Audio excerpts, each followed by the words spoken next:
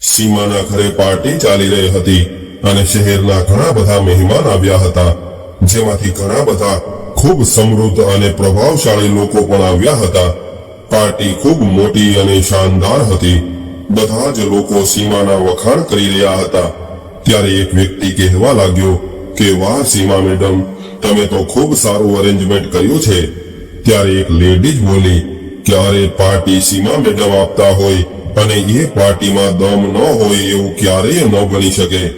આ બાજુ સીમા પોતાના વખાણ સાંભળીને ઘમંડમાં ચૂર થઈ રહી હતી અને બધા જ લોકોનું અભિવાદન કરી રહી હતી.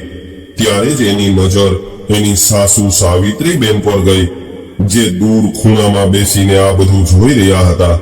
પોતાની સાસુને જોઈને સીમા ગુસ્સે થઈ ગઈ અને ગુસ્સો કરીને એ પોતાના સાસુમા પાસે ગઈ અને એનો હાથ ખેંચીને રૂમની અંદર જઈને કહેવા લાગી કે અરે માજી, તમે કેમ મારી પાછળ પડી ગયા છો? તમને કેમ સમજાતું નથી કે આટલા બધા મોટા મોટા લોકો પાર્ટીમાં આવ્યા છે અને તમે બહાર આવીને આ બધા જ લોકો સામે બેસી ગયા છો? મેં તમને કહ્યું હતું કે તમે બહાર નહીં આવતા, છતાં પણ તમે બહાર આવીને બેસી ગયા, અને એ પણ આવી બેકાર સાડી પહેરીને.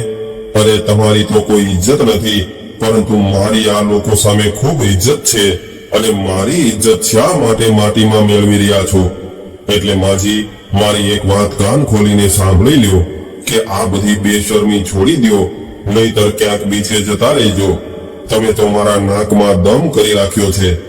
દારૂના નશામાં સીમા ગુસ્સો કરીને આવું બધું કહી રહી હતી અને સાવિત્રીબેન ચૂપચાપ વહુની આવી કડવી વાતો સાંભળી રહ્યા હતા અને આંસુ વહાવી રહ્યા હતા. ત્યારે સાવિત્રીબેન વિચારવા લાગ્યા કે સમય આવો રંગ પણ બતાવશે એ મને ખબર નહોતી, અને ઘમંડ કોઈનો નથી રહેતો. ઘમંડ તો વિનાશને લઈને આવે છે, છતાં પણ આ લોકો શા માટે આટલો બધો ઘમંડ કરતા હશે? આવું બધું વિચારતા વિચારતા સાવિત્રીબેન પોતાના જૂના દિવસોની યાદોમાં ખોવાઈ ગયા. એક સમય હતો જ્યારે રાત્રિના 2 વાગ્યા હતા અને સડકો પર સન્નાટો પ્રસરેલો હતો. ઘરોની લાઈટો બંધ હતી અને બધા જ લોકો ઊંઘી રહ્યા હતા.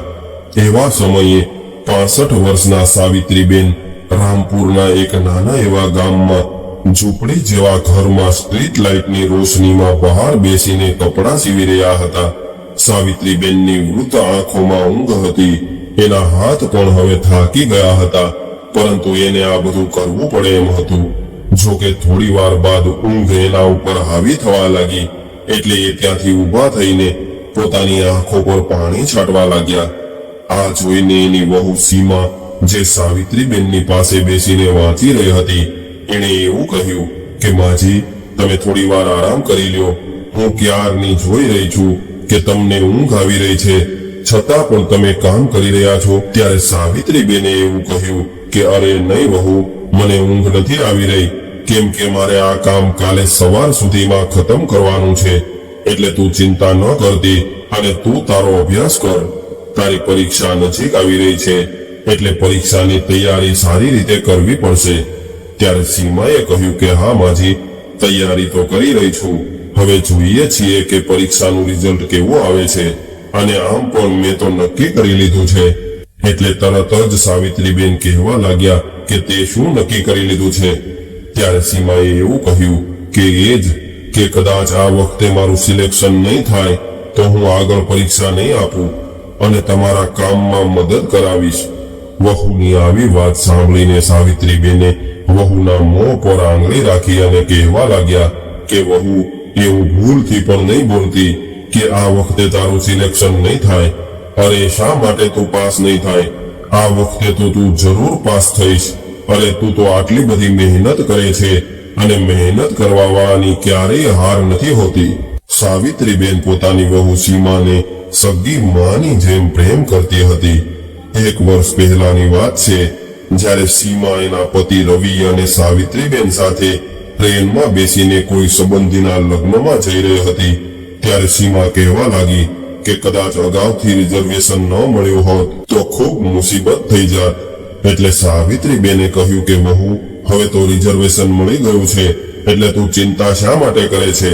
આ બાજુ ટ્રેન પોતાની ગતિથી ચાલી રહી હતી અને એને જે સ્ટેશને ઉતરવાનું હતું એ સ્ટેશને પહોંચતા પહેલા જ ટ્રેનનું ભયાનક અકસ્માત થયું. ચારેય બાજુ ભાગદોડ મચી ગઈ અને આ અકસ્માતમાં ઘણા બધા લોકોનું મૃત્યુ થઈ ગયું હતું. આ અકસ્માતમાં સીમાના પતિનું પણ મૃત્યુ થયું હતું અને સીમા પણ ઘાયલ થઈ હતી. પરંતુ આ અકસ્માતથી સીમા અને સાવિત્રીબેનને જે દર્દ મળ્યું હતું એ બંને જીવનભર ભૂલી શકે એમ નહોતા. ત્યારે સીમા રડતી રડતી કહેવા લાગી કે હે ભગવાન, ઘણા બધા લોકો મરી ગયા છે, તો પછી મને શા માટે જીવતી રાખી? હે ભગવાન, રવિ વગર હવે હું કેવી રીતે જીવી શકીશ? ત્યારે સાવિત્રીબેને કહ્યું કે વહુ, તું હિંમત રાખ. કુદરત આગળ આપણે લાચાર છીએ.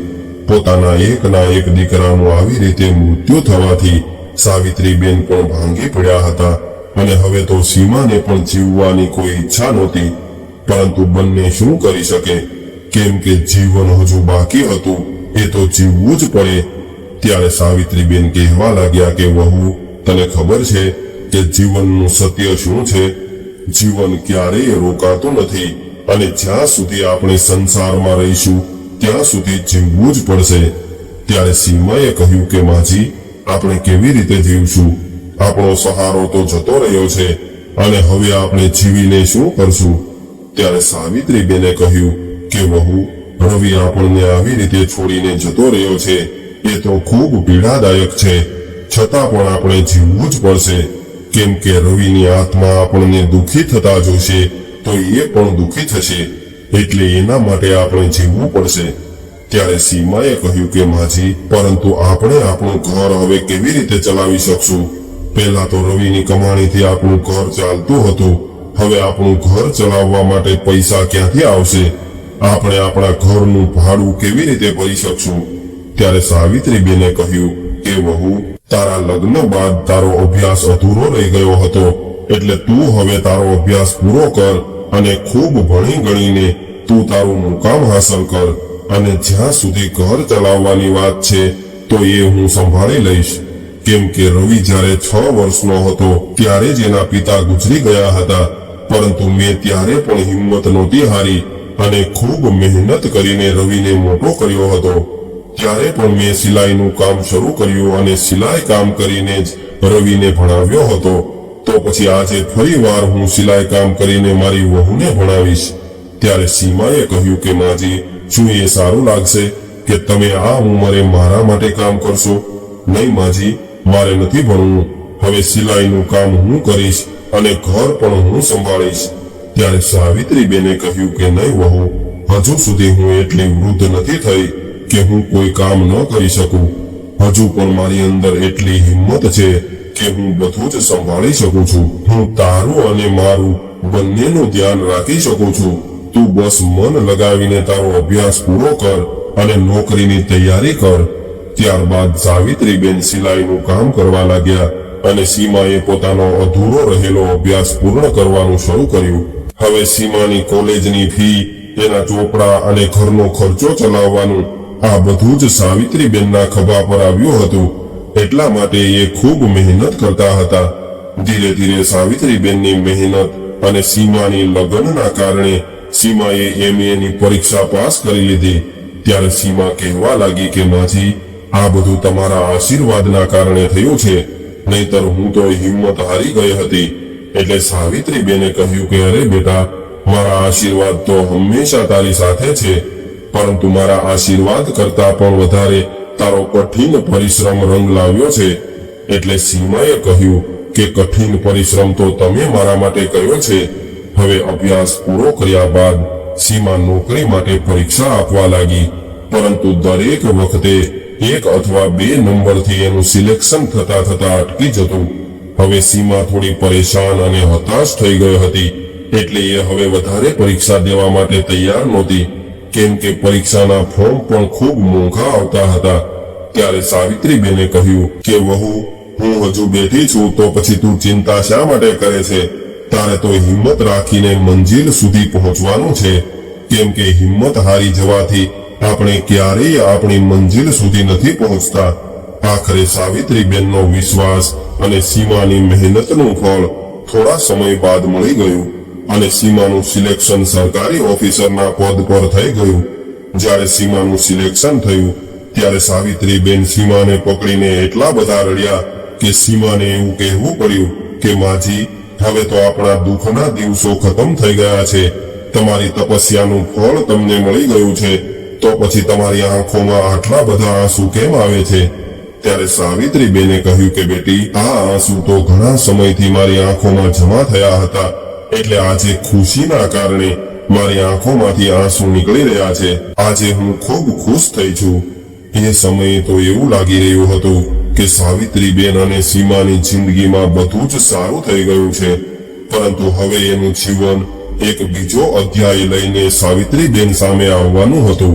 કેમ કે જે વહુ માટે સાવિત્રીબેને રાત દિવસની પરવા કર્યા વગર ખૂબ મહેનત કરી હતી, એ જ વહુ હવે બદલી ગઈ હતી.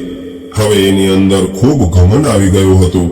સરકારી ઓફિસરની નોકરી આગળ હવે એ કોઈને કંઈ સમજતી નહોતી. હવે તો એની ઓફિસમાં પણ લોકો સાથે જેમ ફાવે એમ વર્તન કરવા લાગી અને કામ કરાવવાના બદલામાં રિશ્વત માંગવા લાગતી અને રિશ્વત ન આપે એવા લોકો પર પોતાનો રોફ જમાવતી. એક દિવસની વાત છે, જ્યારે સીમા ઓફિસમાં બેઠી હતી અને એ કોઈ સ્ત્રીને ગુસ્સો કરીને ખીજાઈ રહી હતી અને એવું કહી રહી હતી કે અરે, તું તો મારું મગજ ખરાબ કરી રહી છો, એટલે તું અહીંથી બહાર નીકળી જા, કોણ જાણે ક્યાંથી દોડ્યા આવો છો. ત્યારે એ સ્ત્રીએ કહ્યું કે મેડમ, તમે મારા પર ગુસ્સો શા માટે કરો છો? હું તો મારા હકના પૈસા માંગી રહી છું, અને એ પણ હું માંગવા ન આવત, પરંતુ હું શું કરું? કદાચ એ પૈસા નહીં મળે તો અમારો પરિવાર વિખેરાઈ જશે. મારો એકનો એક દીકરો રેલ દુર્ઘટનામાં મૃત્યુ પામ્યો છે અને મારા પરિવારમાં મારો દીકરો એક જ કમાવા વાળો હતો, એટલે મેં એવું વિચાર્યું હતું કે સરકાર તરફથી જે પૈસા મળશે એમાંથી એક સિલાઈ મશીન ખરીદી લઈશ અને હું મારા પરિવારનું પાલન પોષણ કરીશ. પરંતુ સરકાર તરફથી મળવાવાળી સહાય માટે પણ તમે મારી પાસેથી પૈસા માંગી રહ્યા છો. અરે મેડમ, હું તમને પૈસા ક્યાંથી આપીશ? મારી પાસે તો કંઈ નથી. આટલું કહીને એ સ્ત્રી જોરથી રડવા લાગી અને એની ગર્ભવતી વહુ જે એની સાથે હતી એ પોતાની સાસુને શાંત કરવા લાગી. પોતાની સામે આ દ્રશ્ય જોઈને સીમાને પોતાની જિંદગીના પાછલા દિવસો યાદ આવી ગયા. ત્યારે સાવિત્રીબેનનો ચહેરો એની આંખો સામે ઘૂમવા લાગ્યો અને એને એની તપસ્યા યાદ આવવા લાગી. એટલે ના ચાહતા હોવા છતાં પણ એની આંખોમાં આંસુ આવી ગયા અને સીમા વિચારવા લાગી કે આજે હું જે કંઈ પણ છું એ મારા સાસુમાના કારણે છું, અને જ્યારે મને આ બધું મળી ગયું છે ત્યારે મેં ઘમંડ કરીને ખુદને ક્યાં ફસાવી દીધી છે. મેં તો મારા સાસુમાને નીચા બતાવ્યા અને જરૂરિયાતમંદોને પણ નીચા બતાવવા લાગી. અરે, હું આ બધું શું કરવા લાગી છું? મારાથી તો ખૂબ મોટી ભૂલ થઈ ગઈ છે અને હવે મારે મારી ભૂલ સુધારવી જોઈએ. ત્યારે સીમાએ પેલી સ્ત્રીની સહાયની ફાઇલ તરત જ પાસ કરી દીધી અને ઓફિસેથી પોતાના ઘરે જવા માટે નીકળી ગઈ. ઘરે પહોંચીને એ સીધી જ પોતાના સાસુમાના રૂમમાં ગઈ. ત્યારે સાવિત્રીબેન પલંગ પર સૂતા હતા, એટલે સીમાએ સીધા જ એના પગ પકડી લીધા અને માફી માંગવા લાગી અને કહેવા લાગી કે માજી, મને માફ કરી દો. કોણ જાણે મારી અંદર કઈ વાતનું ઘમંડ આવી ગયું હતું કે હું તમારા ત્યાગને સમજી ન શકી. અરે, આજે મારી પાસે જે કંઈ પણ છે એ બધું જ તો તમારું આપેલું છે. તમારા લીધે લોકો મને ઓળખે છે, પરંતુ હું એ ભૂલી ગઈ હતી અને ખુદને જ કંઈક સમજવા લાગી હતી. એટલે માજી, મને માફ કરી દો, મારાથી ખૂબ મોટી ભૂલ થઈ છે. હવે સીમા પોતાના સાસુમાના પગ પકડીને રડી રહી હતી, પરંતુ સાવિત્રીબેન તો અચેત અવસ્થામાં પડ્યા હતા અને એ આ ઘમંડની દુનિયાને છોડીને પરલોકમાં પહોંચી ગયા હતા. સીમાને જ્યારે ખબર પડી કે મારા સાસુ તો મૃત્યુ પામ્યા છે, ત્યારે એ ખૂબ જોરથી રડવા લાગી અને ખૂબ પસ્તાવો કરવા લાગી. પરંતુ હવે શું થઈ શકે? જો કે હવે સીમાને જીવનની સૌથી મોટી શીખ મળી ગઈ હતી કે આપણે કોઈ પણ હોદ્દા ઉપર હોઈએ અથવા ગમે એટલા પૈસાવાળા બની જઈએ, છતાં પણ ઘમંડથી દૂર રહેવું જોઈએ. તો મિત્રો, આજની સ્ટોરી તમને કેવી લાગી કોમેન્ટમાં જરૂર જણાવજો, અને પસંદ આવી હોય તો વિડીયોને લાઈક, શેર અને નવા હોય તો ચેનલને સબસ્ક્રાઇબ જરૂરથી કરજો. હર હર મહાદેવ.